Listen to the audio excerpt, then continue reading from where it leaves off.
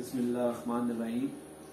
روبرو on line channel کے programme نعت رنگ میں نوید مرزا اپنے نعتیہ کلام کے ساتھ حاضر خدمت ہے۔ یہ نعتیہ کلام میرے حال ہی میں شائع ہونے والے مجموعے روشنی ہم کلام ہوتی ہے سے پڑھ کر سنایا جائے گا اور پیش خدمت ہے۔ سرمایہ حیات ہے نعت رسول پاک، میری تو کائنات ہے نعت رسول پاک۔ محفل سجی ہوئی ہے درود و سلام کی، رنگے تجلیات ہے نعت رسول پاک۔ اطراف میں ہے نور کی محفل سجی ہوئی، لگتا ہے ششجہات ہے نعت رسول پاک۔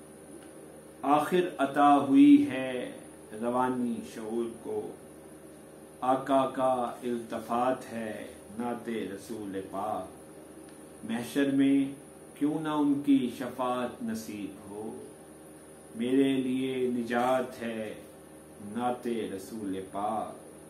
اشکوں سے حرف حرف لکھی ہے نوید نے، اس دل کی واردات ہے نعت رسول پاک۔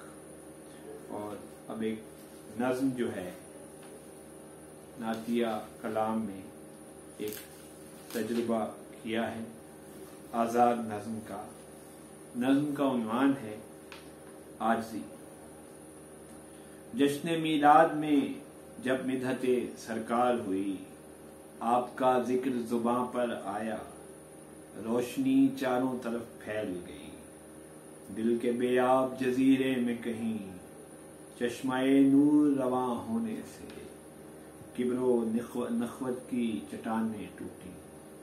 دل کے بے آب جزیرے میں کہیں چشمہ نور رواں ہونے سے، کبر و نخوت کی چٹانیں ٹوٹی۔